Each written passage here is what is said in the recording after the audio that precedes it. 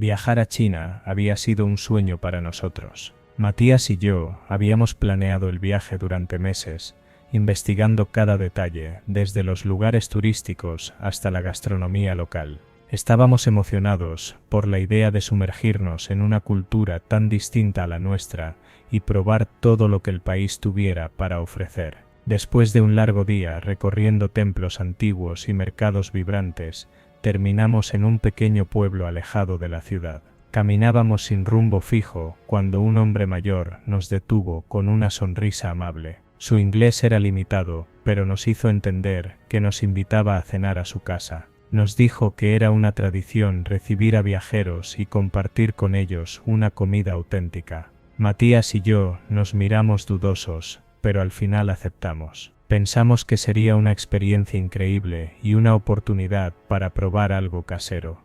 Nos llevó a su hogar, una casa antigua de madera en las afueras del pueblo. Al entrar, notamos el aroma de especias desconocidas y algo más que no pudimos identificar. En la mesa ya había varios platillos servidos. Había carnes en salsas espesas, guisos con ingredientes que jamás habíamos visto, y una sopa de color oscuro con un olor fuerte. El hombre nos miraba con expectación mientras servía la comida. Comimos con cautela al principio, pero los sabores eran exquisitos, aunque distintos a todo lo que habíamos probado antes. El hombre sonreía cada vez que probábamos algo nuevo y nos servía más. No queríamos parecer groseros, así que seguimos comiendo, aunque algunas texturas eran difíciles de aceptar. A medida que avanzaba la noche, la conversación se tornó extraña. Con su inglés rudimentario, el hombre nos preguntó si habíamos probado el verdadero sabor de la carne humana. Pensamos que se trataba de una mala traducción, que tal vez quería referirse a un plato exótico, pero el comentario nos dejó inquietos. Matías soltó una risa nerviosa, intentando restarle importancia, pero yo ya no me sentía cómoda. Miré la carne en mi plato con sospecha. La textura era diferente a cualquier otra carne que hubiera probado antes. Intentamos preguntar de qué eran los platillos con gestos y palabras sueltas, pero el hombre solo nos sonreía y seguía sirviendo. Cada vez que intentábamos dejarlos cubiertos, nos ofrecía más, insistiendo con una amabilidad forzada. Mi estómago comenzó a revolverse, y Matías también parecía incómodo. Le di una mirada, y supe que pensaba lo mismo que yo. Debíamos salir de ahí. Cuando el hombre se levantó para traer más comida, Matías tomó mi mano y susurró que debíamos irnos. Nos pusimos de pie lentamente, inventando una excusa de que estábamos cansados y debíamos regresar a nuestro alojamiento. El hombre dejó los platos sobre la mesa y nos miró fijamente, sin sonreír esta vez. Nos bloqueó el camino hacia la puerta, con una expresión que hizo que mi corazón se acelerara. Intenté mantener la calma, sonriendo torpemente mientras le agradecía en inglés. Matías fingió recibir un mensaje en su teléfono, y dijo en voz alta que nuestro guía nos estaba esperando. No entendía exactamente lo que decíamos, pero pareció captar la urgencia en nuestro tono. Después de unos segundos de tensión insoportable, el hombre suspiró y asintió lentamente, haciéndose a un lado. Caminamos hacia la puerta, con cautela, sintiendo su mirada clavada en nuestras espaldas. Apenas salimos, apuramos el paso sin mirar atrás. No dijimos una palabra, hasta que estuvimos de vuelta en el hotel. Matías cerró la puerta con seguro, y se dejó caer en la cama, respirando hondo. Mi corazón aún latía con fuerza. Miré mi teléfono, y busqué información sobre casos de canibalismo en la región. Para mi horror, encontré historias de viajeros desaparecidos en pueblos cercanos. Algunos nunca fueron encontrados. El miedo me invadió al recordar la textura de aquella carne, el sabor fuerte que había intentado ignorar, las palabras del hombre. Sentí náuseas, y corrí al baño. Matías me siguió, palideciendo. ¿Crees que? No terminó la frase, pero los dos sabíamos lo que estaba pensando. No respondí, no quería saber la respuesta. Al día siguiente, cuando salimos de la ciudad, respiramos aliviados. Nunca más volvimos a aceptar una invitación de un desconocido, y nunca hablamos de aquella cena otra vez.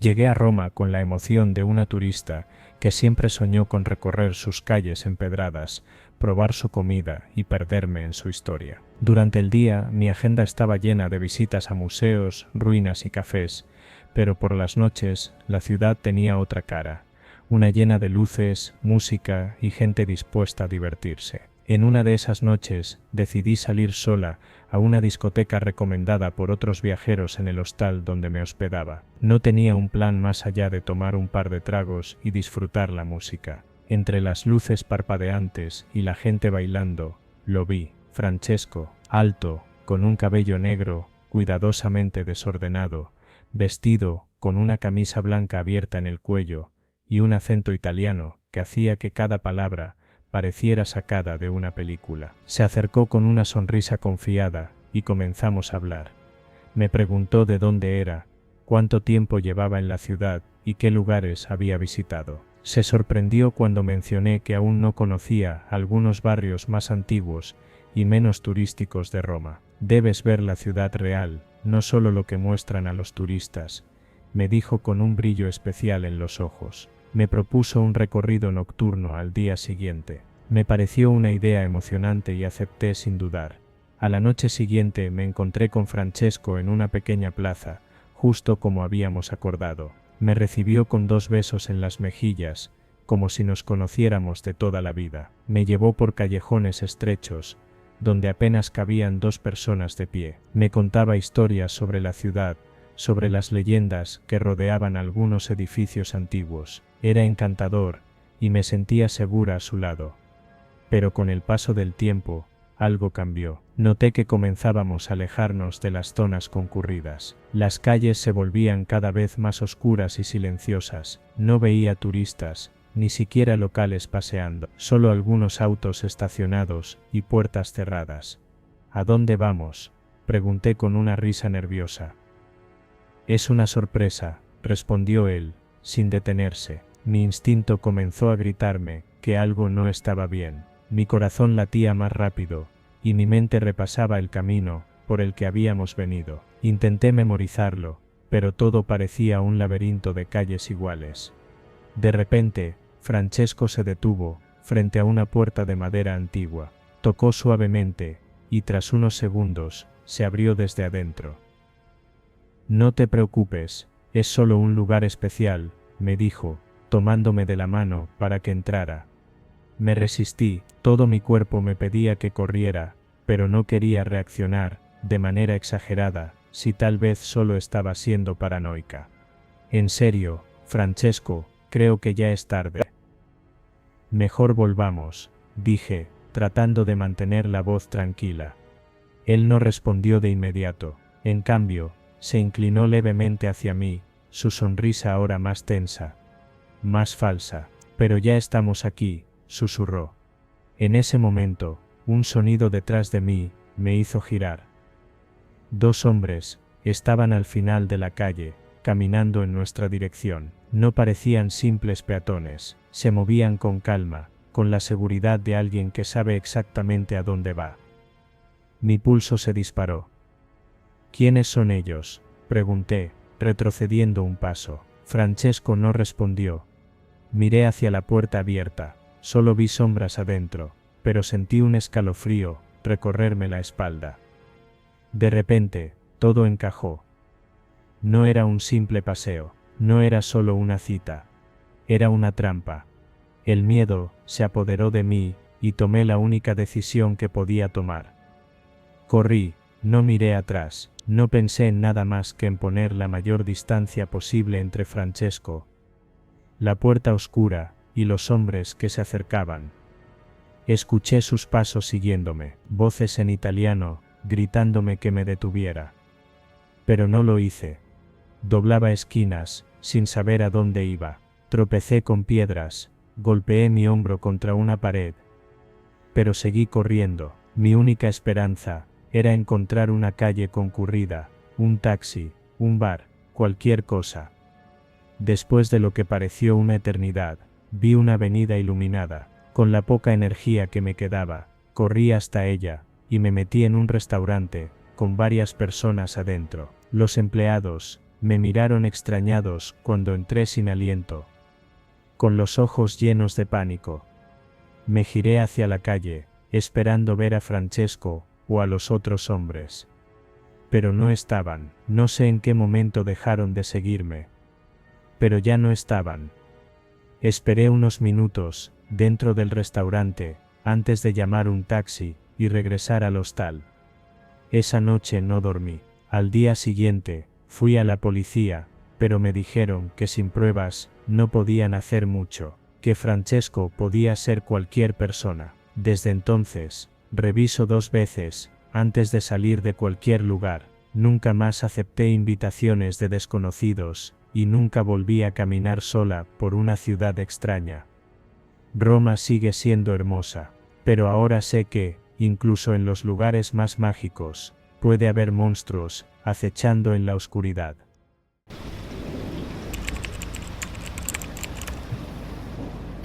La conocí por casualidad en un café del centro. Camille era francesa, viajera y hablaba un español casi perfecto, aunque con un acento que hacía que todo sonara más elegante. Nos pusimos a conversar, y para mi sorpresa, aceptó salir conmigo esa misma noche. Nos encontramos en un bar pequeño, de esos que solo los locales conocen. No estaba demasiado lleno, lo suficiente para que el ambiente fuera animado pero no ruidoso. Pedimos cervezas, y comenzamos a hablar. Camille tenía una manera extraña de mirarme, como si me conociera desde antes. Al principio lo tomé como coqueteo, pero luego noté que sabía demasiadas cosas. Eres de aquí, pero no te gusta mucho tu ciudad, ¿no? Me dijo en un tono casual. ¿Cómo lo sabes? Lo noto en cómo hablas de ella, como si estuvieras atrapado. Me reí, incómodo. No estaba equivocado. Siempre había sentido que mi ciudad era demasiado pequeña, demasiado predecible. La conversación siguió su curso, pero cada tanto, Camille hacía comentarios que me ponían nervioso. Mencionaba detalles de mi vida que no recordaba haberle contado, el barrio donde crecí, el colegio al que fui, incluso que tenía un perro cuando era niño. ¿Cómo sabes todo eso?, pregunté finalmente. Ella se encogió de hombros y sonrió. He leído sobre este lugar. Hay muchas historias interesantes aquí. ¿Historias? Sí, como la de los chicos que han desaparecido en los últimos años. Mi piel se erizó. No era un tema que se hablara mucho, pero sí, había desaparecidos, jóvenes, todos más o menos de mi edad. Nadie sabía qué les había pasado. Es extraño, ¿no?, dijo Camille, dándole un sorbo a su bebida. Desaparecen sin dejar rastro. Sí, murmuré. Algunos fueron vistos por última vez en bares como este. Mi estómago se revolvió. ¿Por qué te interesa ese tema? Camille dejó su vaso sobre la mesa y me miró con una seriedad que me incomodó. Porque tú deberías estar entre ellos. Mi cuerpo se tensó. ¿Qué? Tú también deberías haber desaparecido. La miré, esperando que se riera, que dijera que era una broma de mal gusto. Pero no lo hizo. No entiendo qué quieres decir, dije, sintiendo cómo mi garganta se secaba. Benjamín, susurró, inclinándose un poco hacia mí. Aquella noche en la que volviste caminando solo. ¿No notaste algo raro?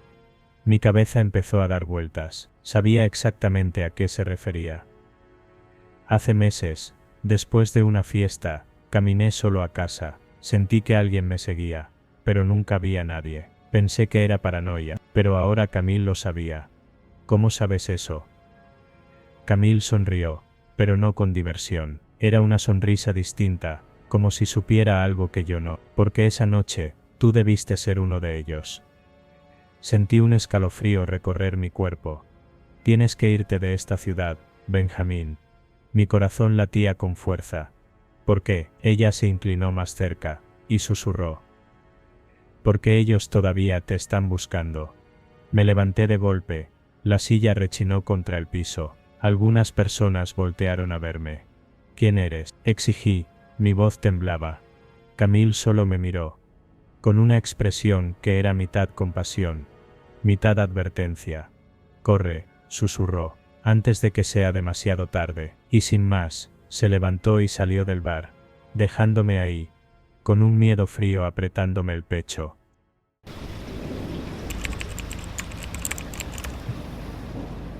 Cuando Joao se mudó al vecindario, noté su presencia de inmediato. Era de Brasil, alto, de cabello oscuro y sonrisa encantadora. No pasó mucho tiempo antes de que cruzáramos algunas palabras. Al principio, todo fue casual. Pequeñas conversaciones en la entrada del edificio, un saludo en la tienda de la esquina.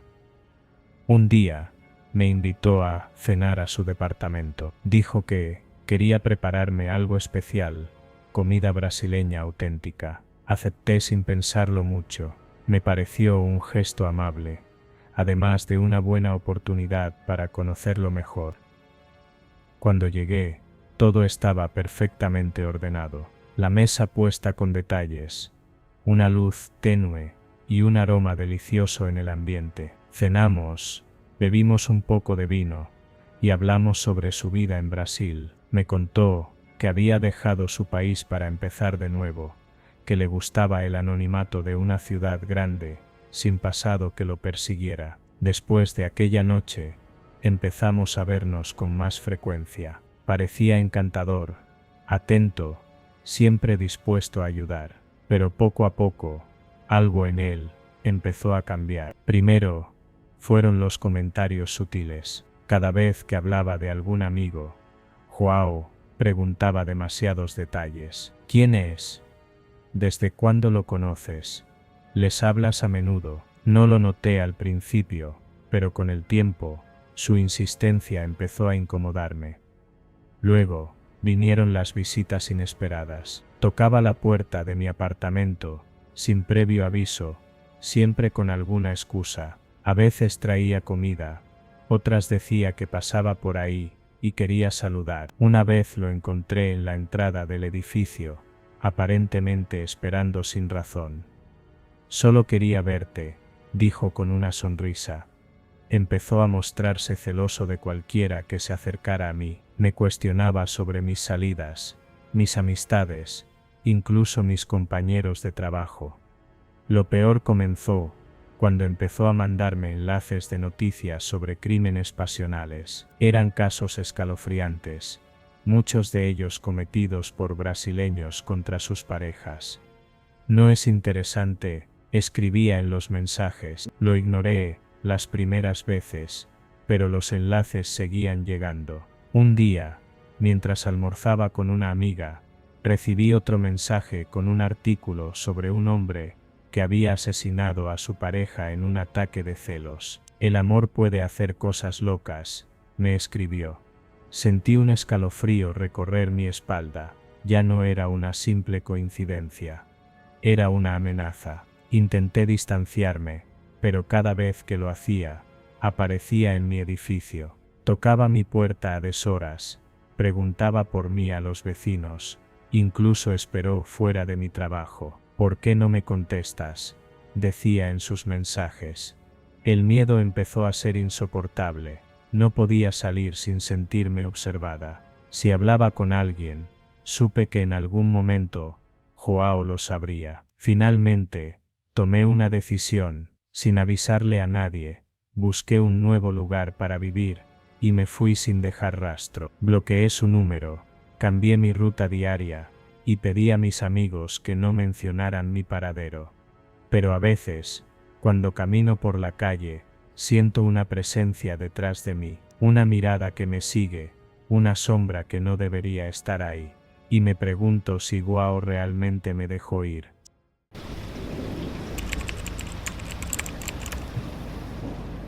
Cuando conocí a Malena, todo parecía normal. Nos conocimos a través de una amiga en común, y después de algunos mensajes, quedamos en salir. No tenía grandes expectativas, pero pensé que sería una buena manera de conocer a alguien nuevo. Nos encontramos en un café del centro. Desde el principio, me di cuenta de que no teníamos nada en común. Yo era más tranquilo. Me gustaba la música indie, el cine y las conversaciones relajadas. Malena, en cambio, era intensa. Hablaba rápido, con un tono de voz fuerte y una energía abrumadora. En los primeros 15 minutos de conversación, ya había mencionado a sus exparejas, su desconfianza en los hombres y cómo le molestaba que la gente la dejara en visto. Intenté ser amable, seguir la charla, pero cada vez se hacía más incómodo. Me di cuenta de que, cada vez que hablaba, Malena encontraba la manera de hacerme sentir culpable por algo. Ah, eres de esos que creen que la música vieja es mejor solo porque es vieja. Seguro que solo sales con chicas que se ven de cierta forma. Tienes cara de que has sido infiel al menos una vez. Quería terminar la cita lo antes posible. Busqué la oportunidad de pagar la cuenta y despedirme con alguna excusa. Pero antes de que pudiera decir algo, Malena sonrió y dijo: «Me caíste bien, deberíamos hacer esto más seguido». No supe qué responder. Me quedé callado unos segundos, y luego solo asentí con una sonrisa incómoda. «¿Me llevas a casa?», preguntó con naturalidad. Pensé en negarme, en inventar algo, pero estábamos en una zona algo apartada. Era de noche, y no quería parecer grosero. Acepté.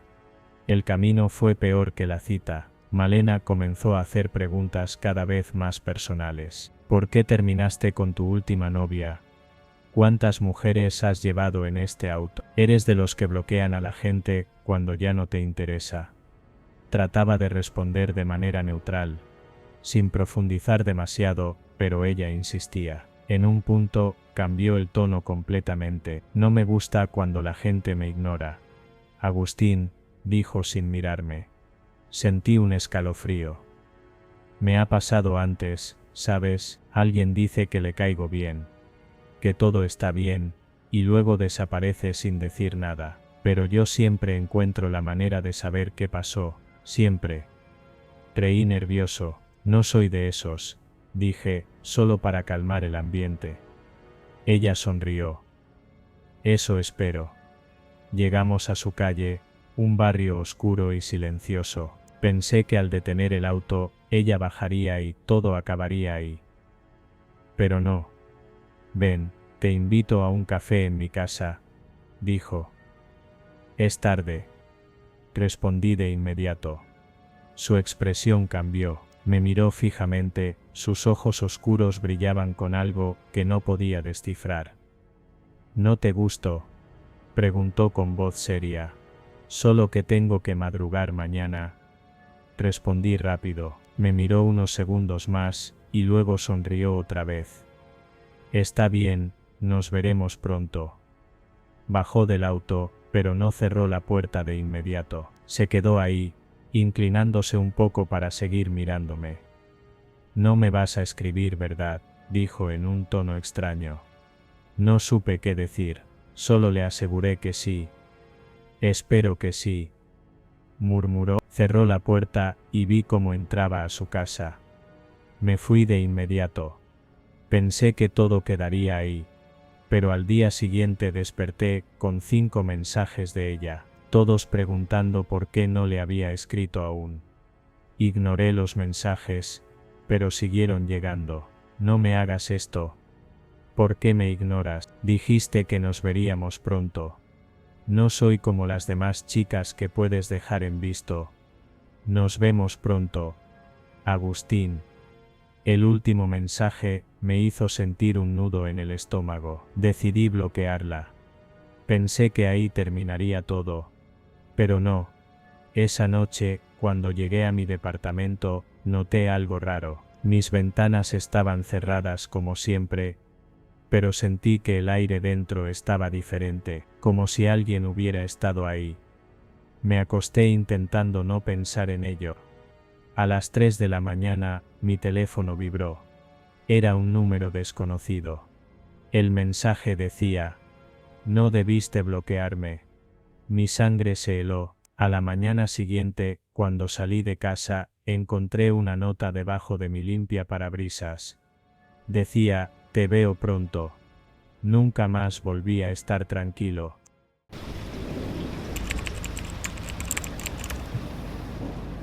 Cuando Julieta y yo decidimos quedarnos en ese hotel, no fue por gusto, sino por necesidad. Nuestra cita se había alargado más de la cuenta. La carretera de regreso estaba oscura y llena de neblina, y ninguno de los dos tenía energía para manejar varias horas de vuelta a casa. Encontramos un hotel barato en las afueras del pueblo. No era bonito ni acogedor, pero estaba abierto y tenía habitaciones disponibles. Desde que entramos, la recepción tenía una vibra extraña. Un hombre de piel arrugada y expresión seria nos atendió sin apenas mirarnos a los ojos. Detrás de él, enmarcadas en un vidrio polvoriento, había fotos antiguas del hotel. En todas, los empleados parecían los mismos, solo con ropa de época diferente. Subimos a nuestra habitación en el segundo piso. El pasillo tenía una alfombra desgastada y luces parpadeantes que daban una iluminación irregular. Nuestra habitación era sencilla: una cama matrimonial, una ventana que daba a la carretera y un baño pequeño. Nada del otro mundo. No está tan mal, dijo Julieta, dejando su bolso sobre la cama. Yo asentí, pero algo en ese lugar me inquietaba. Tal vez era el olor, una mezcla de humedad y algo más que no podía identificar. Nos preparamos para dormir. Afuera, el viento soplaba fuerte. Intenté ignorarlo y cerrar los ojos, pero justo cuando estaba a punto de quedarme dormido, escuché un sonido que me hizo incorporarme de golpe. Alguien tocaba nuestra puerta. Julieta también lo oyó y me miró con el ceño fruncido. ¿Quién será a esta hora?, susurró. No respondí. Me levanté, caminé hasta la puerta y miré por la mirilla. Un hombre estaba parado ahí. Era alto, delgado y su ropa estaba sucia, como si hubiera estado caminando por el bosque durante días. Tenía la piel pálida y ojeras marcadas. Tengo que hablar con ustedes, dijo en un español, con un fuerte acento extranjero. Es urgente. No abrí. Algo en su tono me puso la piel de gallina. ¿Qué quiere?, pregunté, sin abrir. El hombre se acercó a la mirilla. Sus ojos estaban desorbitados.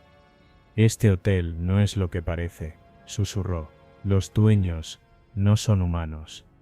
Julieta me miró con los ojos bien abiertos. Váyanse ahora, dijo el hombre. No esperen al amanecer. Sentí un escalofrío en la espalda. Váyase o llamaremos a la recepción, le advertí. El hombre dio un paso atrás. Ellos no los van a ayudar, dijo con una sonrisa triste. Solo, fíjense bien en los pasillos. No son los mismos cuando miras dos veces. Dicho esto, se fue. Julieta y yo nos miramos en silencio. Está loco, susurró ella. Intenté creer eso, pero algo dentro de mí me decía que lo que había dicho no era mentira. Decidimos ignorarlo e intentar dormir, pero justo cuando me acomodé en la cama, recordé lo que había dicho. Fíjense bien en los pasillos. No pude resistir la curiosidad. Me levanté con cuidado y abrí la puerta solo un poco. El pasillo parecía igual que antes, pero había algo diferente. No podía identificar qué, pero sentía que la disposición de las puertas no era la misma. Parpadeé. Ahora la alfombra tenía un color diferente. Parpadeé, otra vez. Las paredes parecían más estrechas. Mi corazón comenzó a latir rápido. Cerré la puerta de golpe y puse el seguro. Julieta me miró asustada. Nos vamos de aquí, dije en voz baja. Empacamos nuestras cosas rápido. Cuando salimos al pasillo, este parecía haberse alargado. La salida de emergencia que habíamos visto antes no estaba. Solo más y más puertas que parecían multiplicarse. Corrimos a la recepción, pero cuando llegamos, el mostrador estaba vacío. ¿Dónde está el recepcionista?, murmuró Julieta. Miré las fotos enmarcadas, otra vez. Ahora había algo diferente en ellas. Los empleados nos estaban mirando. Julieta vio lo mismo, y me agarró el brazo con fuerza. Un sonido nos hizo voltear. La puerta principal estaba entreabierta. No lo pensamos dos veces, y corrimos hacia ella. Salimos al estacionamiento sin mirar atrás. Nos metimos al auto y arrancamos. Mientras nos alejábamos, miré por el espejo retrovisor. El hotel seguía ahí, pero las luces se apagaron al mismo tiempo. Como si supieran que nos habíamos ido. Conduje sin detenerme, hasta que vimos los primeros rayos del sol. No dijimos una palabra en todo el camino. Nunca supimos qué era realmente ese lugar. Nunca volvimos a hablar de ello. Pero a veces, cuando cierro los ojos, veo el pasillo alargarse otra vez.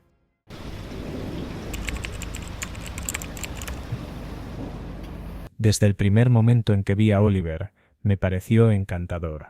Tenía ese aire relajado de los turistas que han recorrido medio mundo y que encuentran belleza en cosas que los demás ignoramos. Era alto, delgado, con el cabello despeinado y una sonrisa confiada. Nos conocimos en un café en el centro de la ciudad, cuando se me acercó para pedirme direcciones y terminamos charlando. Me contó que era fotógrafo y que le gustaba capturar la esencia de las personas en sus retratos. Me invitó a salir y aunque normalmente no aceptaría una cita con un extranjero que apenas conocía, había algo en él que me intrigaba. Nos encontramos en un pequeño restaurante de comida tradicional. Oliver llevaba su cámara colgada del cuello y de vez en cuando tomaba fotos del lugar, de la gente, incluso de mí sin pedir permiso. Se reía cuando yo ponía cara de fastidio y decía que la espontaneidad era lo que hacía un buen retrato. La gente no se ve igual cuando sabe que la están fotografiando,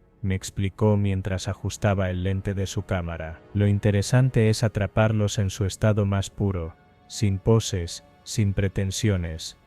No le di mucha importancia. Muchos fotógrafos son así. Mientras cenábamos, me mostró algunas fotos en su cámara. Eran retratos realmente buenos. Captaban la emoción de las personas de una manera impresionante. Había fotos de ancianos en plazas, niños jugando, vendedores ambulantes, pero luego vi algo que me hizo fruncir el ceño. Había fotos tomadas dentro de casas. En una mujer de mediana edad dormía en un sillón, con la televisión encendida a su lado. En otra un hombre estaba en la cocina, sirviéndose café, sin notar que alguien lo observaba desde una ventana. Mi estómago se apretó. ¿Dónde tomaste estas fotos?, pregunté, sintiendo una incomodidad creciente. Oliver sonrió, como si no entendiera por qué lo cuestionaba. Por ahí, en la calle, en los barrios. A veces la mejor forma de capturar la realidad de alguien es desde afuera, sin intervenir. Pero entraste a estas casas. Él negó con la cabeza, pero noté una chispa de diversión en su mirada. No es necesario, solo necesitas encontrar el ángulo correcto. Sentí un escalofrío en la nuca. La idea de que hubiera estado espiando a estas personas, sin que lo supieran, me pareció perturbadora. Eso no está bien, Oliver. No puedes hacerle eso a la gente. Él soltó una risa baja y guardó la cámara. Renata, el arte a veces es incómodo. A partir de ahí, la cita se volvió extraña. Yo intenté mantener la conversación ligera, pero la sensación de inquietud no me abandonaba. Oliver seguía actuando normal, hablándome de sus viajes y de cómo cada país tenía su propio ritmo en las calles. Pero yo ya no podía verlo igual. Cuando terminamos de cenar, caminamos un poco. La ciudad estaba tranquila a esa hora, con apenas unas pocas personas en las calles. Llegamos a una pequeña plaza, y Oliver se detuvo. ¿Puedo hacerte una foto? No me gustaba la idea, pero no quería parecer paranoica. Está bien, dije con una sonrisa tensa. Él levantó la cámara, y en el instante antes de disparar, susurró algo. Ahora eres parte de la colección. El clic de la cámara sonó más fuerte de lo normal. Algo en su tono me heló la sangre. ¿Qué dijiste?, pregunté, dando un paso atrás. Él bajó la cámara y sonrió. Nada, olvídalo. Ya no quería seguir con él. Busqué una excusa para irme, y nos despedimos con un abrazo incómodo. Mientras caminaba a casa, la sensación de ser observada no me abandonó. Al día siguiente, revisé sus redes sociales por curiosidad. Tenía un perfil en el que subía sus fotos de viaje. Pasé las imágenes rápidamente hasta que una me hizo detenerme en seco. Era yo. La foto que me había tomado anoche estaba allí. Pero lo perturbador no era la imagen en sí, sino el título. Ahora es parte de la colección.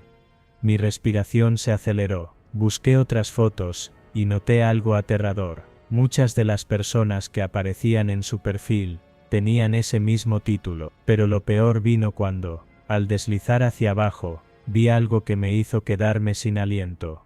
Había fotos de las mismas personas, pero después, personas en carteles de desaparecido, noticias sobre ellos, y la última foto de cada uno siempre tenía el mismo título: ahora es parte de la colección.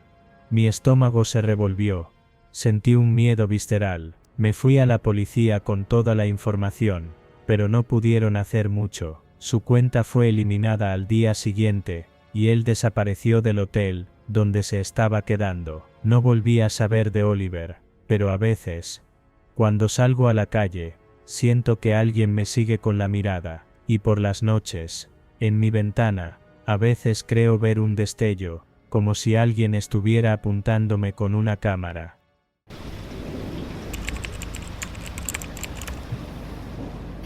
Cuando llegué a Colombia, todo me parecía fascinante. Era mi primer viaje solo a Sudamérica, y quería vivir la experiencia al máximo.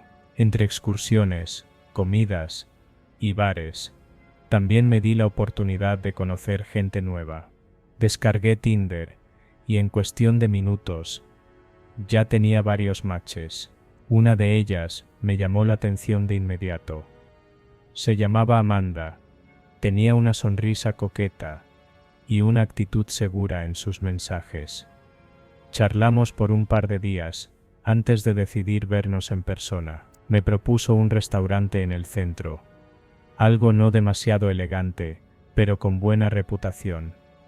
Acepté sin dudarlo. Cuando la vi en persona, me sorprendió lo diferente que se veía en comparación con sus fotos. No era un cambio drástico, pero había algo en su expresión, en su manera de mirarme, que me puso alerta. Aún así, decidí no juzgar antes de conocerla mejor.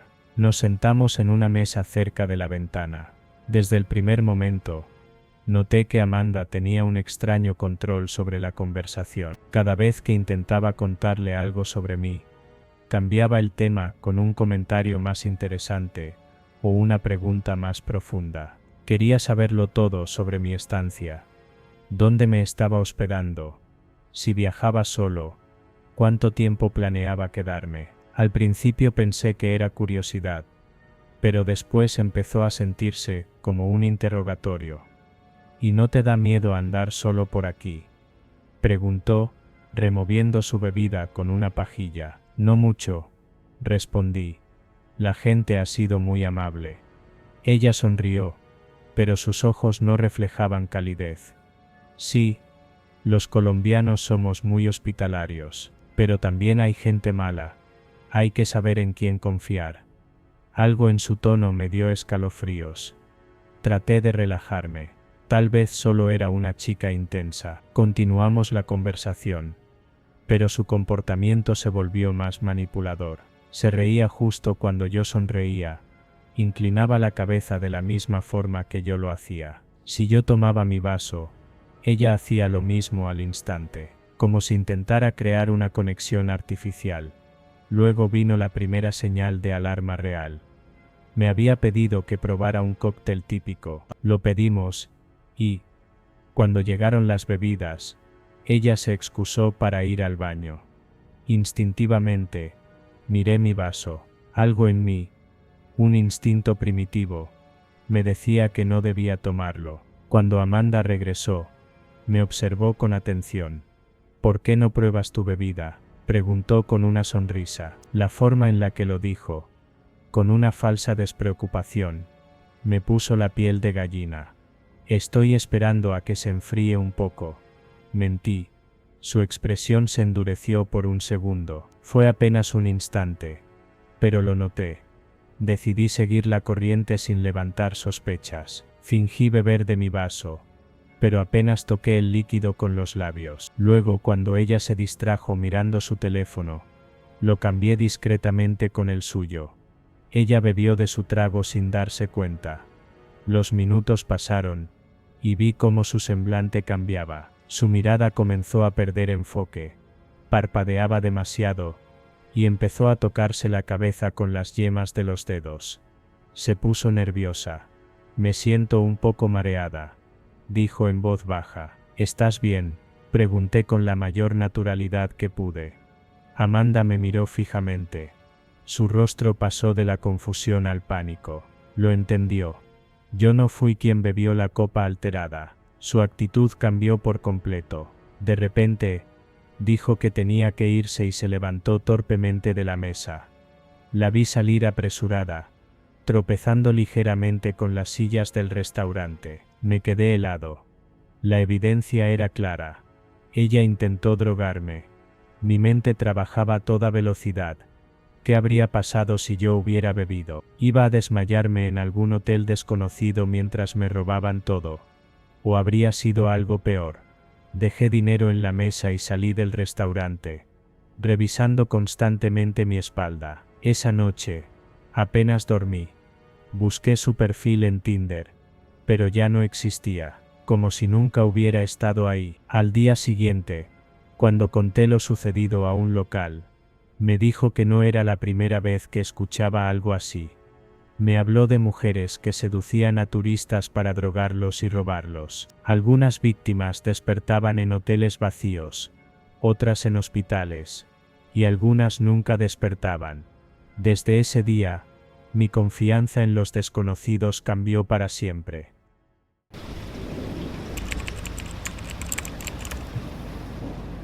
Soy periodista desde hace años, pero siempre me ha costado separar mi vida personal de mi instinto profesional.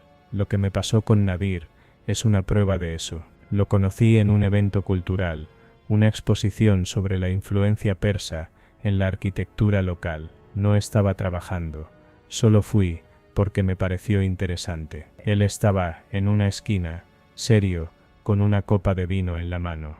De alguna manera terminamos conversando. Su español era casi perfecto, pero su acento lo delataba. Me contó que era de Irán y que llevaba unos años en el país.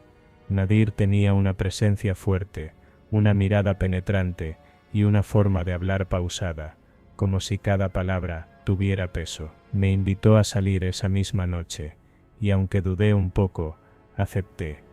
Me llevó a un restaurante discreto, elegante, pero sin pretensiones. La conversación fue fluida, interesante. Hablamos de política, de cultura, incluso de la guerra y el tráfico de influencias. Tenía opiniones claras sobre el estado del mundo, pero siempre evitaba profundizar demasiado en ciertos temas. Después de cenar, me invitó a su casa a seguir la conversación con una copa de vino. Normalmente, nunca habría aceptado, pero había algo en él que me intrigaba. Su casa estaba en una zona acomodada, pero no llamativa. Al entrar, lo primero que noté fue la falta de fotos o recuerdos personales. La decoración era minimalista, casi impersonal, salvo por unos cuantos libros en persa y un mapa enorme en la pared.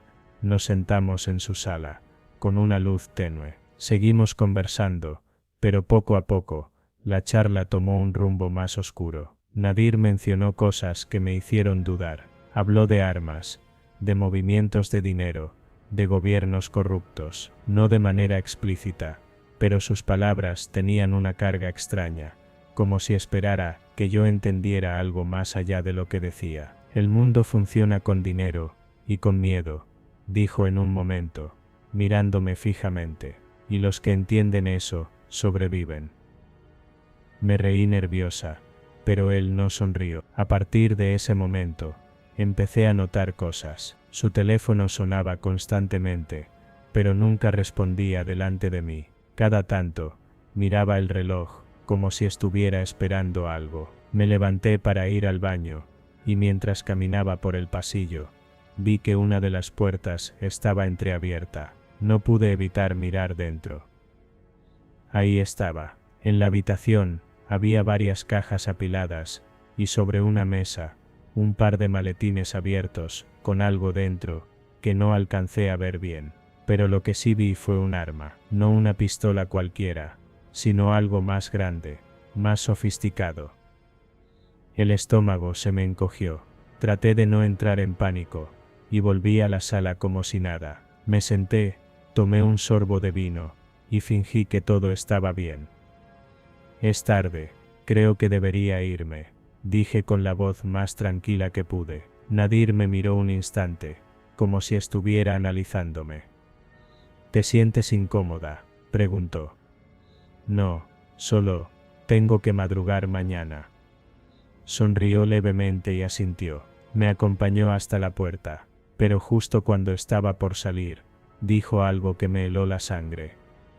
Ariana, hay cosas que es mejor no ver, o mejor dicho, cosas que es mejor fingir que no viste. Me paralicé un segundo, luego sonrió, y me abrió la puerta como si nada.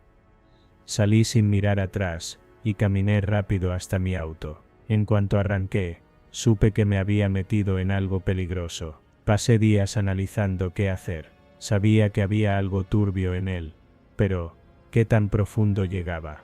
Si denunciaba sin pruebas, nadie me creería, y si me acercaba demasiado, podría terminar en una situación que no podría manejar.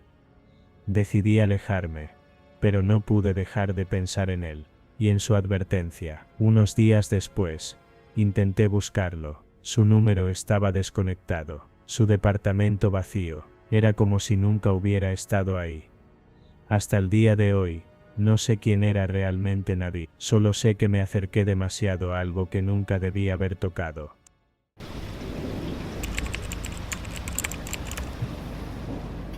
No estaba en nuestros planes hacer una excursión nocturna, pero cuando el guía se nos acercó en la plaza, su entusiasmo y el misterio en su tono nos convencieron. Maite y yo habíamos pasado la tarde explorando Pekín, perdiéndonos entre callejones estrechos y mercados vibrantes, disfrutando del choque entre lo moderno y lo antiguo. El día había sido largo, y pensábamos volver al hotel, pero algo en la manera en que el guía hablaba nos hizo cambiar de idea. Nos presentó a un grupo de turistas, una mezcla de europeos y algunos locales, todos igual de intrigados. Nos explicó que el recorrido exploraría zonas con historia oscura, lugares donde ocurrieron hechos violentos que muchos preferían olvidar. Aseguró que era una manera de conocer el verdadero Pekín, el que no se mostraba en folletos turísticos. Comenzamos en un callejón estrecho, donde el guía nos contó la historia de una familia imperial ejecutada en la dinastía Ming. Dijo que, en noches silenciosas, aún podían escucharse los gritos de los condenados, sus almas atrapadas en los muros. Un par de personas del grupo rieron nerviosamente, pero yo noté que el guía hablaba con un peso en la voz, como si creyera cada palabra. A medida que avanzábamos, el ambiente se tornó más opresivo. Caminamos por calles desiertas, lejos del bullicio de la ciudad. Llegamos a un templo en ruinas, cuyas puertas estaban cerradas con cadenas oxidadas. Aquí, dijo el guía, se llevaban a cabo juicios secretos. A quienes eran declarados culpables, los enterraban vivos bajo estas piedras. No supe si era sugestión, pero sentí un escalofrío recorrerme la espalda. Fue entonces cuando me di cuenta de algo inquietante. El guía no solo contaba las historias con detalle, sino que parecía disfrutarlas. Cada relato estaba lleno de descripciones gráficas, casi como si las hubiera presenciado. Sus pausas no eran para dramatizar, sino para saborear el momento. En un punto, Maite me apretó la mano con fuerza. No hacía falta decirlo, ella también lo había notado. Seguimos adelante. Cada parada era más espeluznante que la anterior. Un antiguo hospital abandonado, donde según él, los médicos experimentaban con los pacientes. Un callejón donde se decía que los criminales de la revolución cultural eran ejecutados sumariamente. Todavía se pueden ver las manchas en la pared, susurró, señalando la piedra oscura. No podía quitarle los ojos de encima. Había algo en su expresión, en la forma en que escaneaba al grupo, con una mirada casi hambrienta. En un momento, me pareció ver su sonrisa fugaz, al mencionar un asesinato particularmente cruel. Intenté racionalizarlo, tal vez solo era un actor talentoso, alguien que disfrutaba contar historias de terror.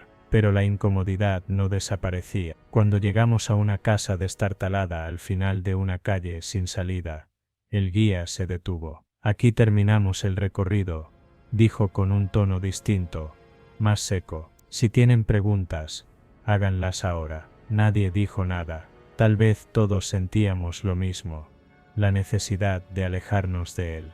¿Por qué haces esto?, preguntó de pronto un hombre del grupo, un francés de unos 40 años. No parece solo un tour para ti. El guía inclinó la cabeza, como si la pregunta le divirtiera. Algunas historias necesitan ser contadas, respondió. Otras necesitan ser vividas. Silencio. Solo el viento silbando entre los edificios abandonados. Algo no estaba bien. Miré a Maite, y ella a mí. Me di cuenta de que el grupo, de repente, parecía más pequeño. ¿Dónde están los demás?, pregunté. El guía sonrió. Algunas historias también necesitan víctimas. Entonces, la luz de las farolas parpadeó y se apagó. Un grito lejano, ahogado, y el sonido de pasos corriendo. No lo pensamos dos veces. Tomamos a Maite y corrimos. El callejón se sentía interminable, como si las sombras nos tragaran. Detrás, escuché la voz del guía, serena e imperturbable. No se puede huir de una historia cuando ya formas parte de ella. Seguimos corriendo, sin mirar atrás. No sé cuánto tiempo pasó hasta que llegamos a una avenida iluminada, con autos y gente, con vida. No volvimos a ver al guía, ni a varios de los turistas que comenzaron con nosotros ese recorrido. Preguntamos, buscamos en internet. No había registro de ningún tour nocturno en esa zona de Pekín. Solo nos quedaba preguntarnos qué nos habría pasado si hubiéramos sido más lentos, o si tal vez alguien más contará nuestra historia en otro recorrido.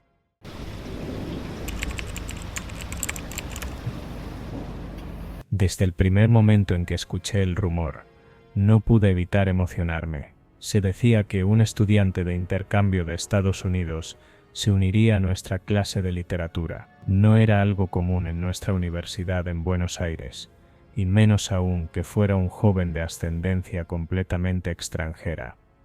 Mi amiga Clara se rió cuando se lo comenté. Dale, Sophie, ya estás imaginándote un romance de película, me dijo, mientras revolvía su café en el bar del campus.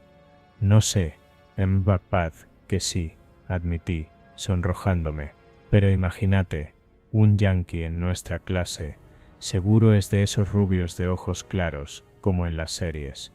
Clara puso los ojos en blanco, pero la verdad era que sí estaba ilusionada. No tenía suerte en el amor, y mi último intento de relación había sido un desastre.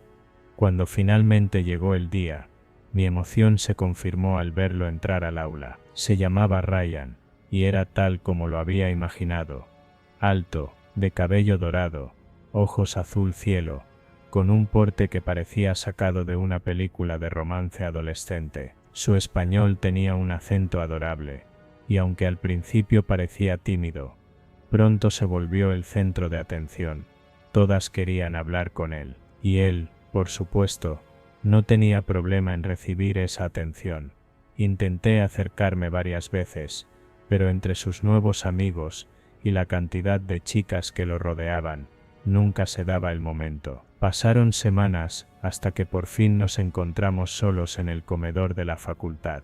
Yo estaba con mi bandeja buscando dónde sentarme, cuando vi que él estaba en una mesa vacía. ¿Puedo sentarme?, pregunté con nerviosismo. Él me miró y sonrió. Claro, a partir de ahí, la conversación fluyó. Me habló de su vida en Estados Unidos, de cómo su padre era empresario y lo había mandado a estudiar a Argentina por diversidad cultural. Me sorprendió lo encantador que era cuando hablábamos a solas. Parecía genuinamente interesado en mis estudios y en mi vida. Antes de que pudiera dudarlo, tomé valor y lo invité a salir. Podríamos ir a cenar el sábado, le propuse, sintiendo que el corazón se me salía del pecho. Él sonrió. Me parece una idea genial. Salí del comedor flotando en una nube. Era mi oportunidad, mi historia de amor de película, Estaba a punto de empezar. El sábado me arreglé como nunca antes, me puse mi vestido favorito, me maquillé con cuidado, y me aseguré de que todo estuviera perfecto. Nos encontramos en un restaurante pequeño y acogedor. Al principio todo marchaba bien. Pedimos la comida, y seguimos charlando como en el comedor de la facultad. Pero entonces, Ryan empezó a hacer comentarios raros. Argentina es un país interesante, aunque ustedes no tienen mucha cultura propia, ¿no? Todo es una mezcla rara de europeos venidos a menos. Me reí incómoda, pensando que era un chiste. Bueno, somos una mezcla, sí, pero tenemos nuestra identidad. Él arqueó una ceja y sonrió con superioridad. Sí, claro, aunque no es lo mismo que Europa, o Estados Unidos, por supuesto. Aquí las cosas se ven más primitivas. Se me hizo un nudo en el estómago. Primitivas. Bueno, no lo tomes a mal, dijo encogiéndose de hombros, pero ustedes acá son medio salvajes, ¿no? Los gobiernos son un desastre, la gente es pobre, todo está en decadencia. Es como un país del tercer mundo tratando de jugar a ser europeo. Me quedé helada. Pensé que tal vez estaba malinterpretando lo que decía, que quizás estaba siendo demasiado sensible, pero a medida que la cena avanzaba, sus comentarios se volvían más agresivos. No te enojes, Sophie, dijo riéndose. De todas formas, no todos ustedes son así. Vos, por ejemplo, sos bastante linda, aunque un poco morena para mi gusto. Sentí que me ardía la cara. ¿Qué querés decir con eso? Él sonrió con burla. Nada, nada, me gustan más las chicas rubias, pero vos tenés algo interesante. Un aire exótico. Me sentí humillada. Quería salir corriendo, pero antes de que pudiera reaccionar, él se inclinó hacia mí y bajó la voz. ¿Sabés qué es lo mejor de todo? Que en el fondo, ustedes nos pertenecen. No existirían sin los europeos, sin la gente como yo. Me costó procesar lo que estaba diciendo. ¿Nos pertenecen? Ryan sonrió. Claro, si no fuera por la colonización, ustedes ni existirían. Y vos, especialmente, me pertenecés a mí. Me quedé sin palabras. Nunca en mi vida había sentido tanto miedo disfrazado de asco. Me levanté de la mesa, temblando de rabia. Esto fue un error. Me voy. Él no intentó detenerme. Solo se quedó sonriendo, mientras me alejaba. Pensé que todo acabaría ahí, que simplemente había tenido la peor cita de mi vida, y que nunca más tendría que ver a Ryan. Pero me equivoqué. Al día siguiente, me llegó un mensaje de él. No te hagas la difícil. Sabes que te gustó estar conmigo. Lo ignoré, pero luego llegaron más. Deberías agradecerme que un hombre como yo se haya fijado en vos. No podés escaparte de mí. Siempre vas a ser mi pequeña conquista. Empezó a aparecer en lugares donde yo estaba. Me miraba desde lejos, con esa sonrisa arrogante. A veces me susurraba cosas al oído, cuando pasaba junto a mí en la facultad. Sos mía, Sophie. No dormía bien. Sentía que me seguía. Una vez, cuando salí tarde de clases, lo vi parado en la esquina de mi casa, mirándome. Me armé de valor, y le grité que me dejara en paz. Él solo rió. No seas tonta, no podés desafiarme. Fue la gota que rebalsó el vaso. Fui a la policía. Hice la denuncia con miedo de que no sirviera de nada, pero para mi sorpresa, Ryan desapareció de la universidad poco después. Me enteré de que no era la primera vez que acosaba a alguien. Había recibido otras quejas de alumnas, y la facultad tomó medidas. Nunca volví a verlo. Han pasado meses desde entonces. A veces, me encuentro revisando mis redes sociales, con la sensación de que él puede aparecer en cualquier momento. Me da miedo que vuelva, que busque venganza. Pero también me siento fuerte. Nunca más voy a idealizar a alguien, solo por su apariencia o por sus orígenes. Aprendí que los verdaderos monstruos no siempre se esconden en la oscuridad. A veces, tienen sonrisas perfectas y ojos azules como el cielo.